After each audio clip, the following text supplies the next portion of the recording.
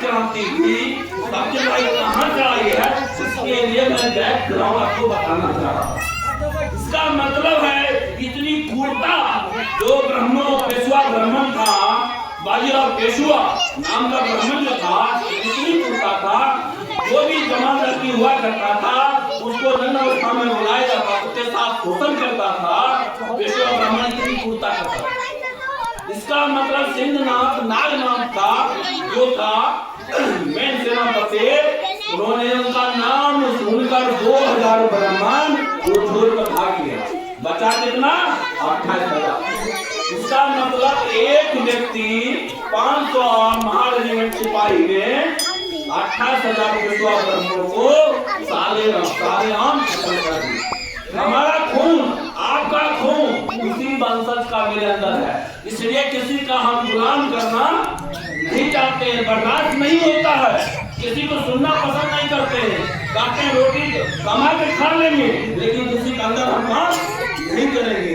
इसका मतलब मेरा खून में भी वो उबाल अभी भी है। इसलिए कहता शिक्षा वो शेरनी का दूध है, जो पिएगा वो गुर्राएगा। इसलिए ज्योतिराव फुले ने वहां से प्रेरणा लिया, शिवाजी महाराज से, संभाजी महाराज से, साहू जी महाराज से, गायकवाड़ों से प्रेरणा लेने के बाद मैंने कहा मूल कारण क्या है समाज में, मूल कारण को ढूंढा, वो मूल कारण था और शिक्षा मूल कारण था, जिसके वजह से महिलाओं को पहला विद्यालय उन्होंने ज्योतिराव फुले ने खोला और सावित्रीबाई को अपने विद्यालय का इंचार्ज बनाया और महिलाओं को घर से बुला कर शिक्षा देने का काम किया। और जब शिक्षा में जागृति आई तो भी ब्राह्मणों को बर्दाश्त नहीं। इसका मतलब 1831 नाम जोड़ लीजिए। ज्योतिराव फुले का 1897 में मृत्यु होती, सावित्रीबाई फुले का 1890 में मृत्यु होती है ज्योतिराव फुले का। 1848 को आपको मैं जानकारी देना चाहता हूँ। ये बिहार के लोग हैं, वीर कुंवर सिंह सोचा अगर शिक्षा की एक रूप चल गया तो वहाँ पर अंग्रेज को कहा ऐसा को अंग्रेज ही है तो ये लोग पढ़ लिख लेगा, अंग्रेज को भगा देंगे, ये पढ़ने लायक नहीं रहेगा, फिर मेरा गुलाम रहेगा। इसलिए वीर कुंवर सिंह को आगे रखने के बाद कहा अंग्रेज के खिलाफ बिल्कुल ठोका ताकि अंग्रेज भाग चले। इसका मतलब समय समय पर दुश्मन षड्यंत्र करता है, षड्यंत्र करके हमारे लोगों के ऊपर अधिकार से वंचित करने का काम किया जा रहा है। इसीलिए सावित्रीबाई फुले का जयंती मनाना मकसद नहीं है, मकसद अपने लोगों को जागृत करना ही मकसद है।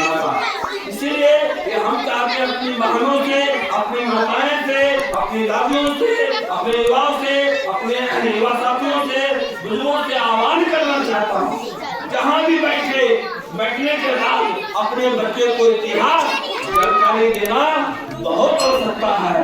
इसीलिए बाबा साहब कहे पढ़े लिखे लोगों ने मुझे धोखा दिया, कब बोले 1856 14 अप्रैल 14 मार्च 1956 में रामलीला के मैदान में बोले मुझे पढ़े लिखे लोगों ने धोखा दिया।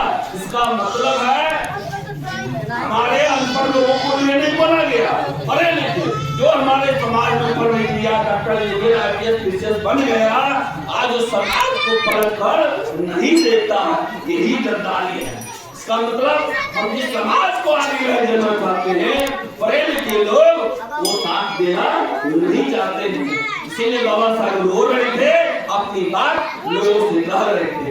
उस समय बाबा साहब आंदोलन चला रहे थे, चलाने के पीछे भी कारण था।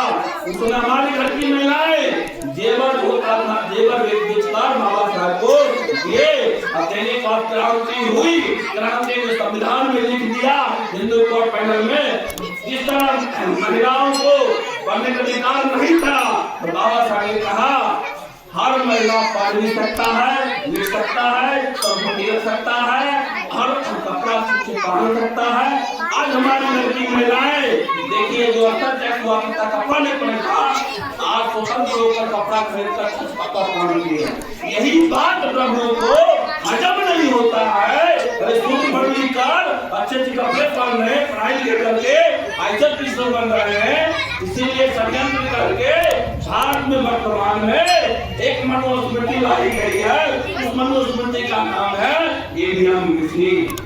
जो एलियम मिशन के द्वारा जो आप अपने नेता को जो अधिक राजा चुनना चाहते हो, वो राजा चुनने के लिए एक वोट का अधिकार है। वो वोट अधिकार आप वोट दो, चाहे नहीं तो वो एलियम के द्वारा आपका वोट ट्रांसफर, जिसको चुनना चाहते हो वो नहीं चुनाता, जिसको नहीं चुनना चाहते हो वो चुना जाता है। इसका मतलब आपकी अस्तित्व को खत्म कर दिया गया।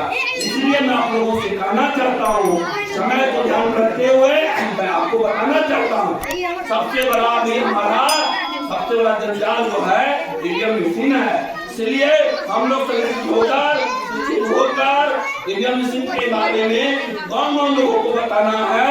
मेरा जो विचार है, जो संपत्ति रखने का अधिकार, पढ़ने का अधिकार एलियम के द्वारा वंचित किया जा रहा, इतना ही बात मैं कहना चाहता हूँ। सबसे बड़ी भूल की